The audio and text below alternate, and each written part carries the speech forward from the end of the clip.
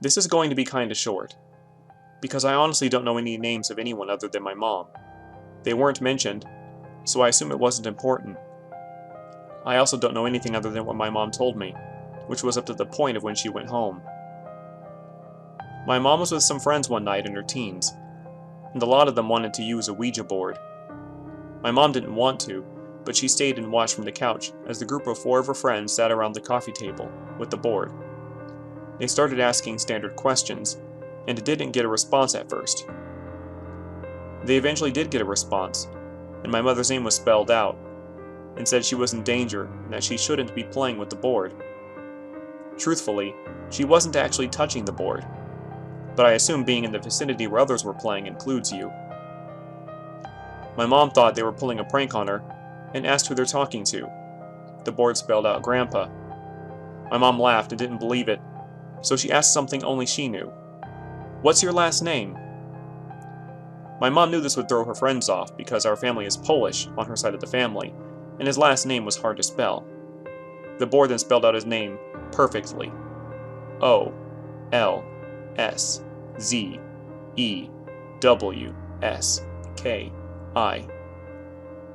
My mom freaked out and called her parents to come get her. My mom's parents were, and still are, assholes, and refused to get her. The only reason they went and picked her up was that she mentioned the Ouija board and what happened, and that she needed to go home. She even threatened to walk home in the middle of the night if they didn't pick her up. Eventually, they came and got her. I'm not sure what happened next in that session, but I feel that it was a good thing my mom left when she did. I work at a residential college for people with special needs. It was founded nearly 100 years ago as a training college for cripples, as was the acceptable term back then, and was also used to rehabilitate soldiers injured during the war. They would recover and also learn a trade such as upholstering or blacksmithing. When the war was over, it reverted back into a college.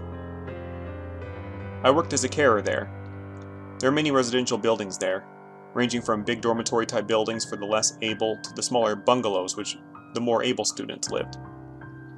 The first incidents happened not long after I had started. It was the summer holidays, and I was alone in my department as my colleagues were on holiday. I was in the laundry room in one residence doing some ironing, and in front of me was a long corridor with a kitchen to the right of me. I would have seen anybody walking up the corridor just as they would have seen me, and hopefully shouted hello so as not to startle me. When out of the corner of my eye, I saw something go into the kitchen. I went in to see who the hell it could have been, and there was nobody there. Other colleagues have told me of seeing similar things in that residence. Another time I was working on my own in the bungalows. Again, it was the holidays and all the work had been finished, and I think it was my last shift before I went off on my break. It was a Saturday night, and I had bought in a DVD to watch. The bungalows must be in 1950s built, I think. I was in the bungalow where our office was situated, in case anybody else on the campus needed to contact me. I sat myself in the lounge and started watching my DVD. After about half an hour or so, I started to have this really horrible feeling that I can't describe, other than to say I was absolutely terrified, and I just knew that there was something outside that door in the corridor. My ears were ringing with fear, and I was rooted to the spot. It took me a good 20 minutes to half an hour, I reckon, to actually pluck up the courage to move and get the hell out of there. I ran into the kitchen and grabbed my stuff. Later, when I was waiting for my taxi in front of that bungalow, I could feel something watching me. Months later, I described this to another colleague, and she said the same thing happened to her. I also spoke about it yesterday to someone else, and she said the same happened to her and somebody else. Another colleague who worked there, and was an absolute skeptic, told me that when she was sleeping in, staff sleep in case of emergencies, sometimes she would hear footsteps going down the long corridor to the toilet. It was 2 bungalows knocked into one. And when she got up to check, nobody was there, and all the students were asleep. I work in another area now which is just the worst place to be, especially at night or on your own. It's a dorm-style residence with a separate staff office for sleeping in, almost like a little flat with a separate bedroom, bathroom, and kitchen. I sleep in once a week, and always sleep with the light on. I have seen what looks like cigarette smoke forming in midair in the office, heard whistling when nobody else was in the building, and I have had some very bad dreams there. I thought nothing of the dreams until another colleague told me she has had bad dreams there. Also, I tend to wake up at 2 a.m. covered in sweat. Colleagues tell me they do as well, even though it's a very, very cold room. My boss claims to have seen a full apparition of a woman in an old-fashioned nurse's uniform. In the kitchen, loaves of bread have been found thrown across the room in the morning, and the TV, which I always leave on, has changed channel in the morning. Countless other things too, but two that have freaked me out the most. We have a student who really doesn't speak much at all. One morning I went into her room to help her get ready, and she was just pointing into the corner of her room and saying, "Lady, lady," over and over again, and started crying and was visibly very scared of something. Another student's room was in between two empty locked rooms, down a separate wing, and she complained of hearing a girl crying in one of the rooms. She moved on, and the next student in that room complained of the same thing. So I'm from a small country town, and grew up in a Baptist church. I learned about angels and demons just like everyone else who went to Sunday school. My parents told me that there are no such things as ghosts or ghouls. It is just demons tricking you. My mother's family had many stories that I grew up hearing. They would tell me all these crazy and extremely unbelievable stories of seeing creatures or dead loved ones. I never really believed in them, just thought they were playing a joke on me. Well, I grew up and didn't experience anything myself, other than the random noises you hear from outside at night, living in the woods. My sisters and I would scare each other describing the monsters that were coming to get us. They would gang up on me, since I was the only boy. Once I graduated high school, I left for college. It didn't work out where I was and decided to change schools to one closer to home. I moved back in with my parents to save for tuition. My dad and I built a 2-car garage when I was younger. He later built an office in it for his business, but he moved it into my old room once I left, since it was closer. So when I came back, the only way I could convince myself that I wasn't a failure and crawled home to Mommy and Daddy, I decided to move into the office in the garage.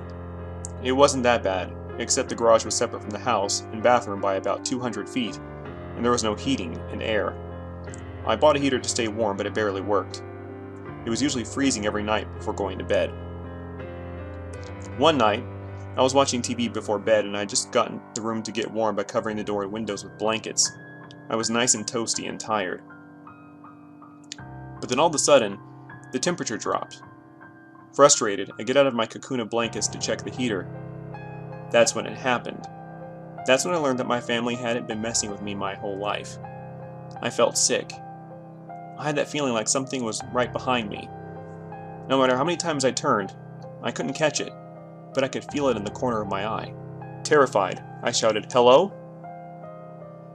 Maybe someone had come in the garage without me knowing. No answer. My stomach sank, and I could feel every hair on my body stand up. I was petrified. I couldn't move, and I could barely think. Then I remembered something that I was brought up to believe. When you are facing something unholy, just shout, "In the name of God, I command you to leave." So I did. My voice cracked as the air disappeared from my lungs. I took another breath and shouted it again. "In the name of God, I command you to leave." Just then, I was standing in the middle of the room, and I felt a scalding heat wave rush around the room and then shoot straight through me. I wish I could find the words to explain the exact feeling of that passing through me, the closest I can come to hate. It happened in a split second, but felt like minutes. I felt hatred like I never knew before. I consider myself to be a nice, easygoing guy, usually a turn the other cheek kind of guy. However, in that moment, it was like if the whole world was burning and everyone in it was dying a horrific death, I would be happy and loving it. I never wanted to see and speak to anyone ever again. I hated everything. And just like that, it was gone. My body felt like it was in a microwave, hot on the inside and freezing on the outside. My legs gave out and I crashed to the floor crying harder than I'd ever cried in my entire life. I wanted to throw up, but I couldn't. I was just there. It took me about 20 minutes to get my legs to work again. I walked into the house where my family was watching a movie, and I just sat at the dining room table, crying. This freaked them out since they hadn't seen me cry since I broke my leg when I was young. My mom asked what happened and really freaked out when she saw my hand. I didn't even realize I had grabbed a wooden cross I carved when I was in Boy Scouts. I was holding it like it was my lifeline. In a way, it was. The only words I could get through were, "Stay out of the garage." Then I finally threw up. I found out the next day that my mom and sister went out there and blessed the room when they had called our pastor to come. I now have seen behind the curtain. I got my things moved back into my old room where my dad's office had moved to. He just moved his stuff into my sister's room since she moved out. No one went into that room again until the last day my parents were there. The moving truck was packed, and we were 10 minutes from leaving the house I grew up in for good. I looked into that room. It's hard to explain, but I could feel the room laughing. It still haunts me to this day. My oldest sister later revealed that not long after we built the garage, that her and her friends played with a Ouija board in it. They had a slumber party and a friend brought one over. My parents never allowed one to come near the house before. One day I plan to go back and visit to see if the feelings are still there. Personally, I hope it burns to the ground or gets swept away in a hurricane. I now bless every house I move into before I move in. Haven't had a problem since. Before I begin this story, I would like to mention that yes, this story is 100% true, and I've only told a few people I am very close to. I want to start out with that, because the events that took place almost seem as if they were taken from a movie, but they weren't. When I read most stories on here, I'm not much of a fan of backstories, but to fully grasp the story, I do have to go back a little bit. At the time of this story, I was 17 years old, and working a part-time job at a local movie theater. I absolutely loved working there. The managers were really laid back, and the employees were super fun to work with. Me and two of my favorite ushers all worked the same shift, from 5:30 to 10:15. Except I was the closer, so I was to stay at work until 1 a.m. when all the movies ended and everybody left. Well, when we came in, there was an ambulance and a big part of our lobby roped off. We all sat upstairs waiting to clock in, wondering what had happened. When we clocked in and got downstairs, we talked to somebody who had been working the whole day. And they told us that a man had died earlier that day due to what we believed was a heart attack. The whole event actually terrified us, but left us curious. Deaths in our area like that weren't common, so it was somewhat disturbing. Now this happened around the time a movie called Ouija was coming out. The coincidence that this happened was horrible, because one of my good friends had the idea of going to his house after work and bringing the Ouija board in to see if we could contact this man who had just died. At first I decided there was no way I would play with it, due to my religious beliefs. I knew that if we did play with the Ouija board, we could get into some horrible stuff. Yet, I decided that we could just try it out, and if things got bad, we would end it quick. This is where things would take a turn quick. My buddy left and got the board. The managers usually sit in an office downstairs chatting and doing their closing routines. I rushed through mine that night so we could see what we could find out. From the start, I should have known to stop playing with this horrible thing, but I never realized it. When we started, we couldn't get an answer. My buddy kept asking and asking, but as soon as I spoke, the piece moved. I asked a question like what my name was, just to see if it would move, and it worked. Now I thought it was my buddies messing with me. I asked what the name of my girlfriend at the time was, and it answered correctly. Then before I could speak, it gave off the name of a guy. At the time it didn't make sense, but months later, it was the name of a guy my girlfriend was cheating on me with. But at the time I didn't know the meaning of the name. We went on, and eventually after enough personal questions, I realized it wasn't my buddies. Things only got worse. We started asking about the man who died there, and the board answered our questions. Towards the end of our questioning, the board began to act strange. Long story short, we soon found out we hadn't gotten a hold of the man who had died. Instead, we got in touch with a demon. And the most haunting part about this was that the demon only answered to me. This demon had a specific liking to me. Before we were able to finish, we heard a manager walking up the stairs, and quickly hid the board. My two buddies hid as well. The manager came up but didn't notice anything, and it was nothing for us to sit up in the upstairs. As soon as the manager left, my buddies bailed saying they were too scared. As was I. We'd only forgot one crucial part of a Ouija board experience. We forgot to say goodbye. I never realized it until the next day, but I did know all the rules to a Ouija board. The next day is when things got bad for me. Again, this is all true, and it's the worst experience I've had in my entire life. The next day was a Friday night. My parents had left to go out of town for a softball tournament with my sister. I hadn't thought any more on last night since nothing had been added on top of it. Around 5 o'clock, I was sitting in my living room, watching The Office, easily one of my favorite TV shows of all time, when out of nowhere, the mood and feeling of my house changed. But as soon as I looked up, I witnessed a chair from my kitchen thrown across the room. I was in an absolute panic. I ran out of my house, grabbing my keys and wallet sitting by the door, and went to my car, driving off.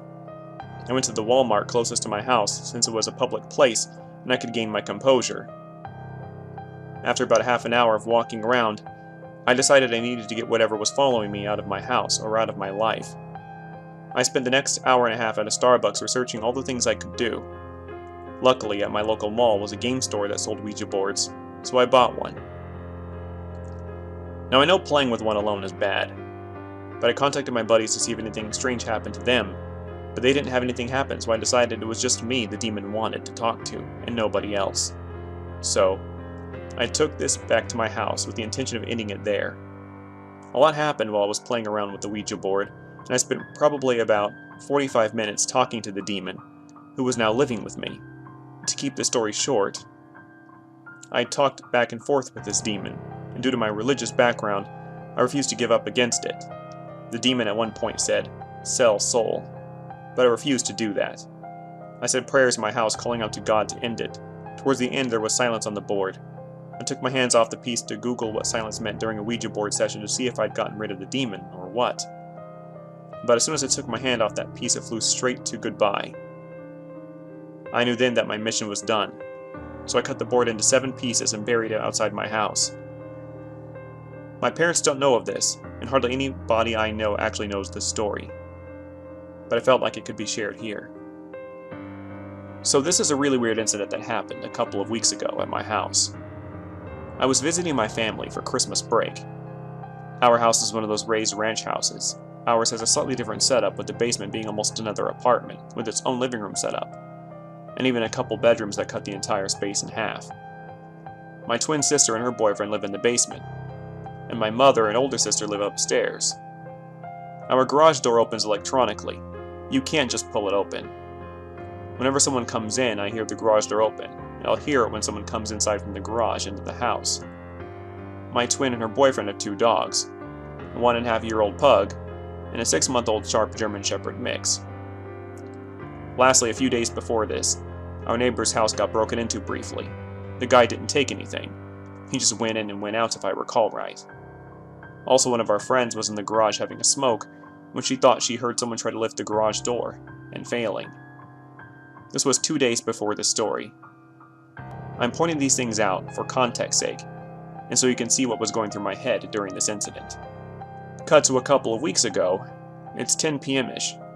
Everyone else is either away or asleep due to their work schedules. Given how young the dogs are, I tend to hang out with them at times to make sure they're okay. So I was watching TV with them when I heard the inside garage door open, and what sounds like stepping sounds going up the stairs. At first I thought little of it. I thought my twin sister, or her boyfriend, came home and were making themselves some food before getting tackled by puppies. She's done this before a couple of times. About 10 minutes or so went by. Nothing happened. I should note that unless someone is really quiet, I can easily hear them if they walk up or down these stairs. After a while, the dogs started getting nervous and antsy, barking about. It seemed out of nowhere because there was nothing I could hear that would get their attention. Eventually, I calmed them down. I decided to look around upstairs to make sure everything was locked, and nothing was wrong.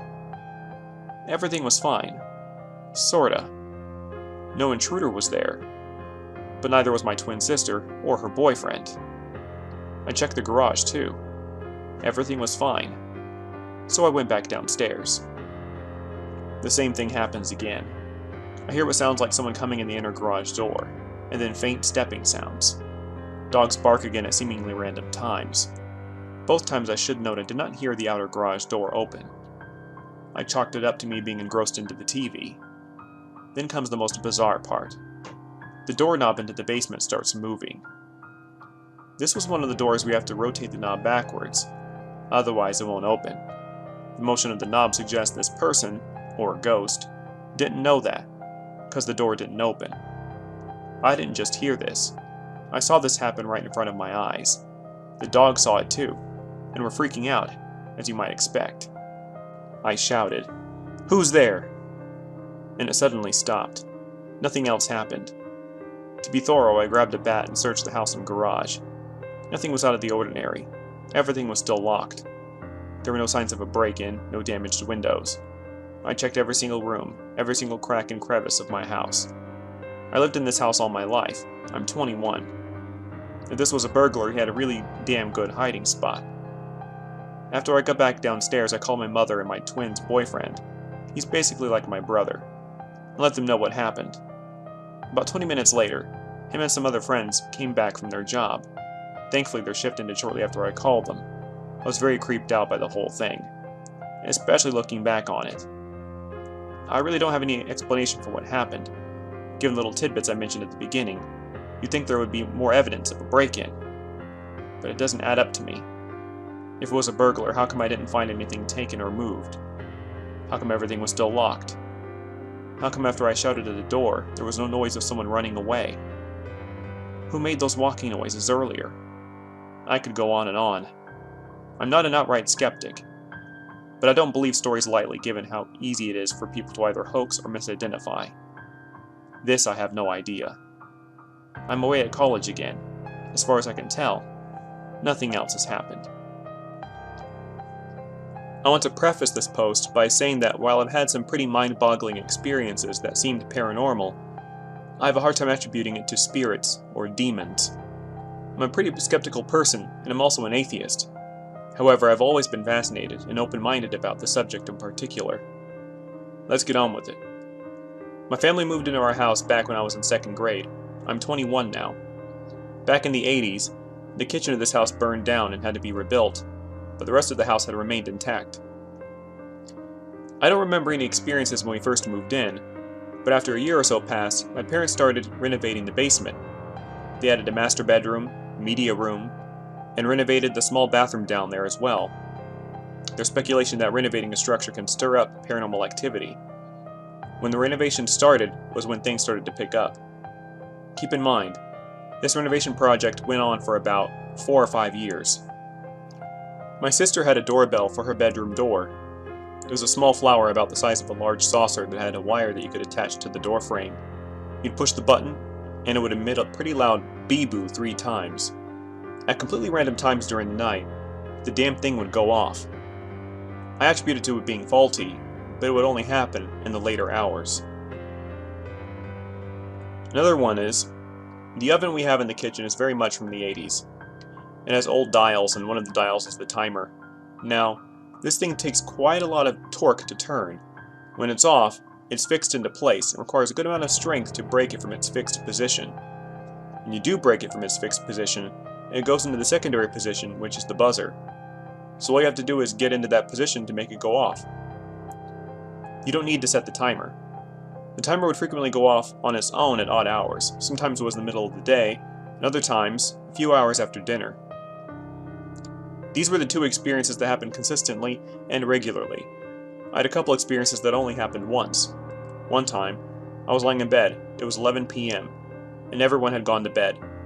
I was playing on my Game Boy, and I heard 3 stern knocks on my bedroom door that sounded as though the knocks were about 2/3 up my door. I didn't really think anything of it and brushed it off. However, there was one time, a year or so later, where I literally flipped the fuck out. I was laying in my bed, playing my Game Boy and watching a movie. By my door I had a cabinet. Next to that was my dresser, which had my TV on it. Where I laid my head was in the corner opposite of the corner where my door was, so I had a peripheral view of my door and the cabinet. On that cabinet was a small bottle of fancy mouthwash my mom had got me from a recent trip to Vegas. It was at least 3 inches from the edge of the cabinet. As I was playing my Game Boy, I saw the bottle get picked up about 4 inches and thrown at my closet doors, which are about 3 feet away from the cabinet. I got up and ran downstairs to my parents, scared to death. I didn't just have experiences. My mom did as well. She would be hit by something in the middle of the night, and when it started to happen regularly, she confronted whatever she thought it was that was doing it. She was in alone in the bathroom getting ready for work, and said, "I understand that you live here too, but you need to stop hitting me." As soon as she said that, the shower head, the one with the really long handle that you have to lift out of a holster, was lifted out and dropped, which in turn startled my mom. I have a friend who's reported hearing footsteps and complains about the general feel of my house. He says it's very uncomfortable. Like I said before, I have a hard time attributing these experiences to spirits, but there's one thing that really makes my hair stand on end. In the laundry room of my house, which is located in the back of the garage and on the same level of the basement, there was writing on the wall that said, "You and Dad did the best you could," and it had a name scribbled below it. No, I have no idea who the fuck did this. The family that lived in the house before us had kids who would write things on cabinet doors. In fact, our front door has "exit" crudely written in crayon. The thing that separates all that shit in the writing in the laundry room is that the laundry room writing is in pencil. It's neat and legible, besides the signature. All the other writing is in crayon or marker, and is usually just random shapes that little kids could only come up with. I haven't had any experiences since around middle school, but my friend swears he's experienced things, but I wasn't there, so I can't confirm nor deny. I'm 38 years old, and this happened more than 20 years ago. Me, my cousin, and 3 friends went to a local cemetery in Grand Prairie, Texas, on Halloween. The way the cemetery is set up is in 2 parts.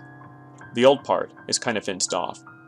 It has an entry you can drive through, but there is a fence on either side of the rock road. You can turn into this part from a main road called 3rd Street. You can follow a number of parts of the rock road if I remember right. And one of the paths the rock road takes leads to the new part of the cemetery. We walked past the old part of the main road. Then we walked to the edge of the newer part. Once you come to the next road that runs into 3rd Street, you've hit the end of the cemetery. We turned down that road and stayed on the edge of the cemetery and walked probably 50 to 100 yards and decided to set the board down. We wanted to stay close to the edge just in case shit got crazy. And it did, especially towards the end. We set the board down and we started getting responses right away. I don't remember any responses in particular, other than one coming up a couple minutes later. Whatever was there didn't like us, so we moved pretty shortly after we started. It just had a bad vibe and all of us sensed it. After that, we started walking, staying close to the edge. My cousin walked by a water spigot. He was about 5 feet away, and the thing turned on right as he was walking by. It wasn't a sprinkler system, or anything like that at all. It could be on a timer, but who knows. We didn't move that far ahead, skipped over a few graves and set it down again, and started asking questions. This one didn't like us either. We did get a few responses, but the only response I remember was, "I kill you 5. We were like, okay, what the fuck? When one of us realized there were 5 of us. Right after we were like, oh, something started to smell bad. We all walked across the street to the parking lot of a beauty salon or some other kind of business. My cousin was like, fuck this, and walked back across the street. He then said something like, damn, the smell is gone. We all walked back over cautiously, but there was no smell at all. Weird. At this point, we realized we were probably dealing with something we shouldn't be fucking with. So we decided to leave. Of course, everyone wanted to walk along the rock road of the newer part, and through the older part. Not me. I wanted to walk right back up the road, the side street back to 3rd Street.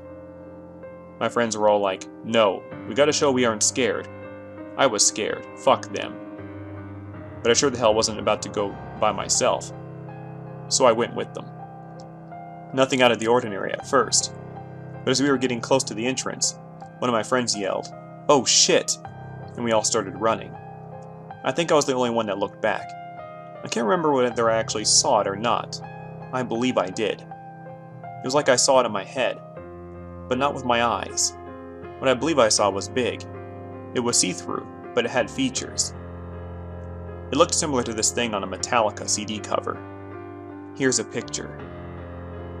It had these spike things around its arms. I guess the best way to describe it is like a leather spiked necklace, but worn around the top of the shoulder, and went around underneath the armpit. But then I saw one of the craziest things I know for a fact I saw, with my own eyes, in my entire life. We were all running towards the front entrance when we noticed 3 dogs, Dobermans, running around in a small, tight little circle. They were barking rapidly, right in the middle of the entrance. They were chasing each other, and where one's tail would end, the next Doberman's head was inches behind. We ran off to the left-hand side of the entrance and jumped the fence there by the softball fields. I remember cutting my hands on the fence. We all ran home. I remember 2 brothers were us, and 1 other guy. I called my cousin to ask if he remembered anything, and he said he remembered the water spigot that turned on didn't have a timer. He remembered that we were getting crazy responses. He remembered our friend yelling, "Oh shit," and all of us running, but he didn't see anything. And he didn't remember the dogs, but he remembered me mentioning the dogs to him afterwards. Those stories were pretty great. It was fun reading these. Oh, fun fact. I've had some paranormal experiences myself throughout my life, but I don't think they're long enough to include them in a compilation like this. Maybe I'll describe them some other time. Anyway, guess what? Today is my birthday. Happy birthday to me and all that jazz. I really hope I get a substantial audience soon, as I'm beginning to look like a lunatic talking to myself. In all seriousness, despite it being my birthday, I wanted to make a video anyway, as those of you who watch me routinely now do like them. I won't give away my age yet, as it isn't really important right now. Oh, one more thing. I may have mentioned in my earliest video that I like writing horror fiction. Maybe at some later date I'll talk about them, and maybe even tell you where you can buy them. Yes, I do publish. Or if you want it for free too, that's okay as well. Just let me know if you ever want one of my stories, if you're at all curious, and I'll send it. And with that, I hope you guys have a damn good day. If it's fear you're after, welcome home.